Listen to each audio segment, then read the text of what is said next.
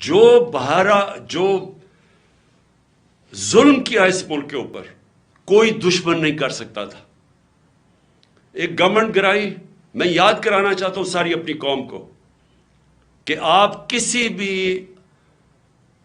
بھی گوگل کر لیں، پاکستان اکنامک سروے دیکھ لیں، کوئی بھی دیکھ لیں کہ جو گورنمنٹ گرائی گئی تھی وہ اس ملک کی تاریخ کے اندر سب سے زیادہ گروتھ ریٹ تھی. یعنی بڑھ رہی تھی، ترقی کر رہی تھی، دولت میں اضافہ ہو رہا تھا.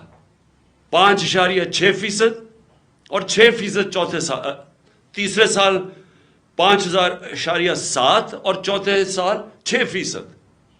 یہ سوائے مارشل لاز کے زمانے میں جبکہ امریکی ڈالر آ رہا تھا کیونکہ ہم ان کے حمایتی تھے، کبھی اس طرح کی ملک ترقی نہیں کر رہا تھا جس گورنمنٹ کو گرایا ایک آدمی نے.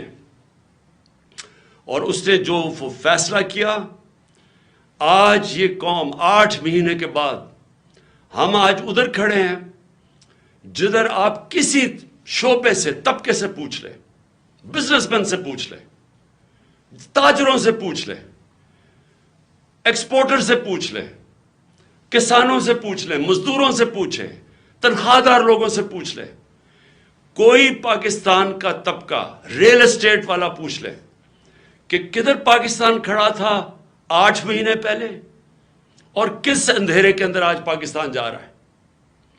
اور ہم کیوں اپنی گورنمنٹ کا سوچ رہے ہیں گرانے کا، اور کیوں ہم یہ ڈیزالو کرنے کا ہم نے کیوں فیصلہ کیا؟ کیونکہ ہمیں خوف ہے کہ اگر اس ملک میں جلدی الیکشن نہ کروائے گئے، یہ ملک جس